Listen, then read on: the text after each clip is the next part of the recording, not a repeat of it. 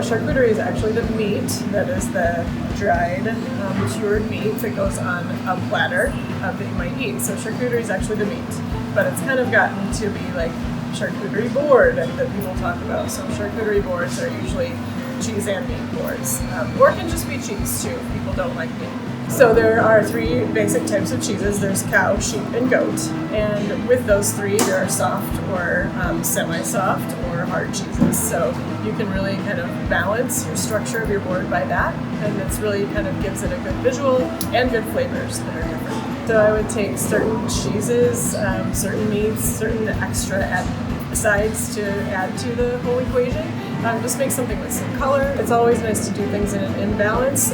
So 3 cheeses, 2 meats are kind of nice. So you have something to make look good on the platter, whether it's just a board where you cut your own cheese or whether it's that you've got something that somebody's prepared, that you're preparing for somebody's sliced.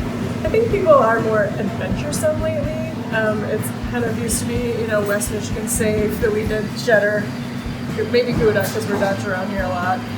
But it really has turned into this, hey, let me try different things. And I think the bar at Aperitivo and our cheesemongers at the front counter have really just opened people's eyes to, it doesn't need to be this name of, this cheese, but it can be something like a cheddar. It can be similarly styled. Some cheeses are more funky, some are more creamy, some just don't go well with beer, and some just don't go well with wine. So it kind of is nice to be able to have somebody give you the suggestions that you need at our counter.